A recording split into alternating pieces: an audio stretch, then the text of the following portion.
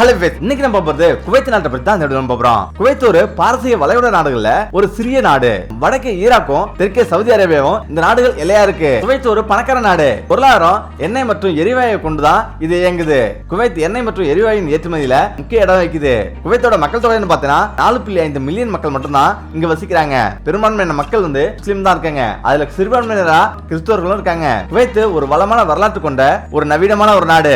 இந்த நாட்டுல கிராண்ட் மசூதியும் மற்றும் குவைத் கோபுரங்கள் உட்பட பல வரலாற்று தலங்களும் இங்க இருக்கு. குவைத் ஒரு பிரபலமான ஒரு சுற்றுலா தலமாகவும் இயங்குது. முக்கியம் பாத்தீங்கன்னா கடற்கரை, ஓய்வு தலங்கள் அப்படின்னு அருங்காட்சியம் அப்படின்னு பல வகையான சுற்றுலா தலங்களும் அடங்கி இருக்கு. முக்கியமா குவைத் பாத்தீங்கன்னா சென்னை நகர அளவுல ஒரு சைஸ் தான். எண்ணெயில மிதக்கிறதால அது ஒரு பணங்குழிக்கும் ஒரு நாடு. பணச்செழிப்புல குவைத் மக்கள் யாருமே மதிக்க மாட்டாங்க. அருகிலே உள்ள அரபி நாடு மக்களையே அவங்க மதிக்க மாட்டாங்க. மிகவும் திமிரா இருந்த அந்த நாடுக்கு 1990 முதல் கல்ஃப் வார்ல ஈராக் படைகள் எல்லாமே குவைத்தை தாக்கி முன்னேறினதுதான் மிகப்பெரிய ஒரு அதிர்ச்சியா பார்க்கப்பட்டது. குவைத்தை தாக்கி அப்பதான் வாழ்க்கையோட அர்த்தத்தை அவங்க உணர்றாங்க. பிறகு அவங்க தெரிஞ்சிட்டாலும் அரபு மக்கள் பாத்தீங்கன்னா அமெரிக்கன் தவிர மற்ற நாட்டு மக்களை மதிக்க மாட்டாங்க. முக்கியமா அந்த நாடுகளை பாத்தீங்கன்னா ஜூன் 10 ஆரம்பிக்கும் வெப்பம் ஆகஸ்ட் மாதத்துல உச்சமா இருக்கும். 55 டிகிரி வரை வெயில் அடிக்கும். அதுவும் கண்களை திறக்க முடியாத அளவுக்கு பயங்கர ஒரு வெயில் அடிக்கும். அதே போல டிசம்பர் ஜனவரி மாதங்களையும் பயங்கர வெயில் அடிக்கும். இஸ்லாமிய மன்னராட்சி தான். எல்லாமே அல்சபா குடும்பத்தினர் தான். முக்கியம் மதுன்னு பாத்தீங்கன்னா தடை செய்யப்பட்ட ஒரு நாடு தான் இது. முக்கியமா ஒரு இஸ்லாம் நாட்டுல எப்படி நடந்து கொள்ள வேண்டுமோ அப்படிதான் இங்க நடந்து கொள்ளணும். குவைத் நாட்டுல பண மதிப்பு மிகவும் வலிமையானது. ஒரு குவைத்தோட தினார்னா இந்திய மதிப்புல 270 ரூபாய் மதிப்பு கொண்டது. முக்கியமா குவைத் சென்றா கை நிறைய சம்பளம் வாங்கலாம் அப்படின்னு பலரோட கனவா வந்திருக்கும். கணக்கு போறவங்களும் நிறைய பேர் இருக்காங்க. அதிலும் குறிப்பா இளைஞர்களுக்கு வெளிநாடு சென்று வேலை செய்யணும் அப்படின்னா அது குவைத் தான் தேர்ந்தெடுப்பாங்க. இளைஞர்கள் போட முக்கியமான லிஸ்ட்ல குவைத் நாடும் கண்டிப்பா இருக்கும். ஆனா அந்த குவைத் நாட்டுல தற்போது முக்கியமான ஒரு சட்டத்தை ஏற்றிருக்காங்க. எந்த ஒரு இளைஞருமே அங்குள்ள பில்டிங்ல குடும்பங்கள் இருக்கிற பில்டிங்ல கலந்து இருக்க கூடாது அப்படின்னும் எல்லாருமே அவங்களுக்கு உண்டான குடியிருப்பு தான் அவங்க தங்கணும் அப்படின்னும் சட்டம் ஏற்றிருக்காங்க. குவைத்னாவே என்ன வேலை முக்கியமோ நிறைய பணமும் காசு சம்பாதிக்கலாம் அப்படின்னா எல்லாருமே போறது. ஆனாலும் அப்படி போறவங்கள நிறைய பேர் ஏமாந்து போறாங்க. முக்கியமா இந்த நாட்டுல எகிப்து, பிலிப்பைன்ஸ், பங்களாதேஷ், இலங்கை அப்படின்னு நிறைய நாட்டு மக்கள் வேலை செய்யறாங்க. குறிப்பா பாத்தீங்கன்னா இந்தியர்கள் தான் அதிகமாக வேலை செய்யறாங்க. மிக அதிக எண்ணிக்கையில வசிப்பவர்களும் இவங்க தான். குவைத் நாடோட மொத்த பரப்பளவுன்னு பாத்தீங்கன்னா 17,818 கிலோமீட்டர் அளவுல சுற்றளவுல இருக்குது. மக்கள் தொகையில உலகின் 144வது நாடா இது இருக்குது. முக்கியம் பாத்தீங்கன்னா அரபி மொழியோடு ஆங்கிலமும் பிரெஞ்சும் கலந்து கற்பிக்கப்படுது. குவைத் நாடோட நாணயம் குவைத் தினார். இந்த தினார் 1961 அறிமுகம் செய்யப்பட்டது. குவைத் நாடு மொத்தமும் பெட்ரோலியத்தை நம்பியே உள்ளது. தனிநபர் வருமானத்துல உலகின் 4வது நாடா இது இருக்குது. உலகின் கச்சா எண்ணெய் வளத்துல 10% குவைத் நாடு கொண்டிருக்கு. 1937 தான் எண்ணெய் வளம் அங்க இருக்கிறதா கண்டுபிடிக்கப்பட்டது. முக்கியமா 2ஆம் உலக போருக்கு பிறகு அபரிதமான வளர்ச்சியை இந்த நாடு கண்டது. குவைத் நாடோட வரலாறு 18ஆம் நூற்றாண்டுல இருந்து தான் தொடங்குது. ஏன்னு கேட்டீங்கன்னா அரேபியர்கள் அந்த காலகட்டத்தில் தான் குவைத் பகுதிக்குள்ள நுழைஞ்சாங்க. குடியேற்றம் தொடங்குச்சு. முக்கியமா பாத்தீங்கன்னா இந்த நாட்டுக்கு மிகப்பெரிய ஒரு போர்க்களமாச்சு 1990. அதாவது ஈராக் எண்ணெய் நேரில் இருந்து குவைத் நாடு திருடி எண்ணெய் எடுப்பதா கூறி ஈராக் குவைத் மீது படையெடுத்தது. போர்ல ஈடுபட்டு 1990 வருடம் ஆகஸ்ட் மாதம் 2ஆம் தேதி ஈராக் குவைத் நாட்டு மீது படையெடுத்து அந்த நாட்டை தன்னோடு இணைத்துக் கொண்டது. ஈராக் படைகளை குவைத்திலிருந்து வெளியேற்றும் நோக்கில ஈராக், குவைத் மற்றும் சவுதி அரேபியாவில் ஒரு சில பகுதிகளில் அங்கங்கே போர் நடந்துச்சு. குவைத் மீதான அக்கிரமத்தை தொடர்ந்து உடனடியாக ஐநா சபை, ஐக்கிய நாடுகள் சபையை தலையிட்டு ஈராக் மீது பொருளாதார தடையை விதிச்சது. அப்போது அமெரிக்க அதிபர் ஜார்ஜ் புஷ் தன் நாட்டு படைகளை சவுதி அரேபியாவில் நிறுத்தி மற்ற நாடுகள் தங்களது படைகளை அனுப்பி வைக்குமாறு கேட்டுக்கொண்டாரு. இதனால பல நாடுகளும் அமெரிக்க தலைமையில கூட்டு சேர்ந்தது. அதுல சவுதி அரேபியா, இங்கிலாந்து, எகிப்து அப்படின்னு நாடுகள் தான் பெரும் பங்கு வச்சுது. இது 1990 இருந்து 1991 வருஷம் வரலையும் இந்த சண்டை நீடிச்சது. முக்கியம் பாத்தீங்கன்னா அமெரிக்க தலைமையிலான 28 நாடுகள் அடங்கிய கூட்டுப்படையினருக்கும் ஈராக்கு நடந்த இந்த போர் வளைகுடா போர் அப்படின்னு அழைக்கப்பட்டது. இந்த போர் இப்படியே போயிட்டே இருந்த வேலைக்கு ஆகாது அப்படின்னு 1991 ஜனவரி 17ஆம் தேதி வான்படையும் தரைப்படையும் சேர்ந்து அடிச்சது. முக்கியமா குவைத்தில இருந்து ஈராக் படையினர் விரட்டி அடித்த கூட்டுப்படையினர் ஈராக்கோட நிலப்பகுதிக்கு முன்னேறினாங்க. தரவழி தாக்குதல் நடத்திய 100 மணி நேரத்துல கூட்டுப்படையினர் வெற்றி பெற்றாங்க. ஆனாலும் இந்த போர் முடிவில் ஈராக் மற்றும் குவைத் படைகள்ல ஏகப்பட்ட உயிரிழப்புகள் சந்திச்சது. இந்த அமெரிக்க கூட்டுப்படையில மொத்தம் 9,56,000 வீரர்கள் கலந்துட்டாங்க.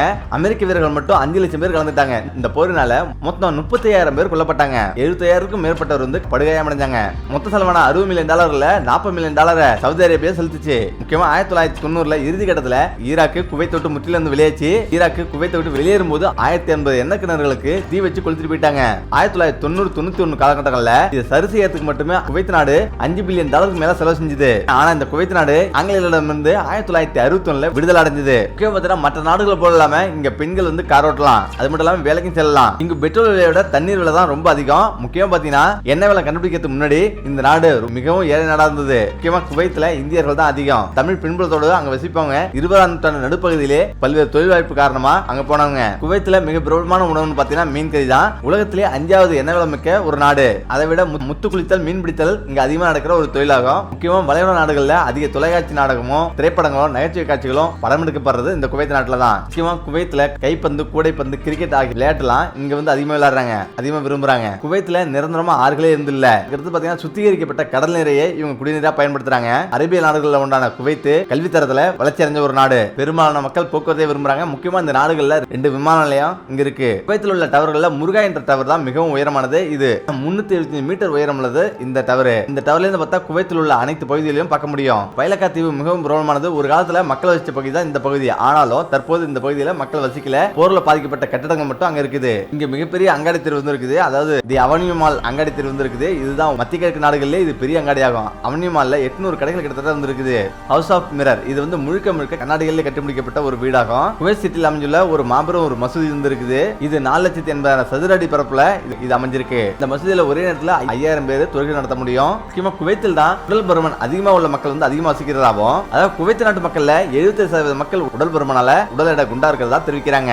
நாட்டுல மரணத்துல முக்கிய இடம் வைக்கும் முக்கிய காரணங்கள்ல 5வது இடம் வைக்கிறது தான் இந்த உடல் பருமன். முக்கியமா குவைத்துல 18 முதல் 29 வயதுக்குள்ள உடல் பருமன் பாதிப்பு ஏற்படுதா. இந்த உடல் பருமன் காரணமா உடல் சோர்வு, மூச்சு சிரமம், பல விதமான பாதிப்புகள்ல குவைத்தும் பாதிக்கப்படுது. முக்கியமா நிறைய பேர் வீட்டோட வறுமை காரணமா இந்து குவைத்து போறாங்க. ஆனா அப்படி போகும்போது அவங்க நடக்கிற பல இடர்பாடுகள் தான் மிகப்பெரிய உள்ள அதிர்ச்சி வந்து ஏற்படுத்துது. அப்படிதான் ஒரு பொண்ணு வந்து குவைத்துல போயிட்டு அங்க வந்து மாட்டிக்கிட்டு அவங்க என்ன பாடுபட்டாங்க, என்ன கஷ்டப்பட்டாங்க அப்படின்றத அவங்க வந்து சொல்லிருக்காங்க. குவைத்துல என்னென்ன கொடுமைகள் நடக்குது அப்படின்னும் அவர் தெரிவிக்கிறாரு. குவைத்துக்கு ஏஜென்ட் மூலமா செல்லும், அதாவது வீட்டுக்கு வேலைக்கு செல்லும் பெண்களை நிறைய பெண்களை கொத்தடிமைகள் நடத்துறதாகவும் சொல்லப்படுற விஷயம் செய்திகளை அன்றாடம் கேட்டு கடந்து செல்றோம். ஆனா இப்படி பல செய்திகள் வந்திருந்தாலும் ஆனாலும் சில பெண்கள் ஏமாற்றப்படுவது வாடிக்கையாயிட்டு தான் இருக்குது. திருவாரூர் மாவட்டம் மன்னார்குடியை சேர்ந்தவர் தான் அந்த சுமதி என்பவர். கணவர்கிட்ட பிரிஞ்சு தாயோடு வாழ்ந்துட்டு வராரு. ஏஜென்ட் மூலமா மே மாதத்துல குவைத்துக்கு சென்றாரு. முக்கியமா குவைத் குடும்பத்தினர் வந்து சுமதிக்கு உணவு கொடுக்காம குடும்பப்படுத்திருக்காங்க. அது மட்டும் இல்லாம அடிச்சு உதச்சி தனி அறையில அடைச்சிருக்காங்க. அவர்களிடம் தப்பிக்க முயன்ற சுமதி 3ஆம் மாடியிலிருந்து கீழே குதிச்சிருக்காரு. முக்கியமா இடுப்பு மற்றும் கால் முறிந்த நிலையில அவர் மருத்துவமனையில அனுமதிக்கப்பட்டிருக்காரு. இதையடுத்து இந்திய தூதரகம் மூலம் இந்தியா வந்து சேர்ந்தாரு. தற்போது கோவை மருத்துவமனையில சிகிச்சை பெற்ற அவர் சொன்னது இதுதான், என் சொந்த ஊர் மன்னார்குடி தான், கணவர் விட்டு என் அம்மா கூட தான் வாழ்ந்துட்டு இருக்கேன். 2 பெண்கள் மூலம் கடந்த மே மாதம் குவைத்து சென்ற அப்படின்னும், என்னை அனுப்பி வச்ச அந்த 2 பெண்களுமே ஏஜென்ட்கள் தான். பாஸ்போர்ட் கைக்கு வந்ததும் எனக்கு குவைத் போக பயமா இருக்கு அப்படின்னும், நிறைய பொண்ணுங்க அங்க குடும்பப்படுத்தப்படுறாங்க அப்படின்னு நான் எவ்வளவு சொன்னேன் அப்படின்னு தெரிவிக்கிறாரு. ஆனா அவங்க 2 பேரும் எனக்கு நம்பிக்கை கொடுத்தாங்க. அந்த தைரியத்தில் தான் நான் குவைத்து போனேன் அப்படின்னும், குவைத்தில் இருக்கும் ஏஜென்சி என்ன ஒரு வீட்டுக்கு வந்து அனுப்பி வச்சாங்க. அந்த குடும்பத்துல மொத்தம் 9 பேர்.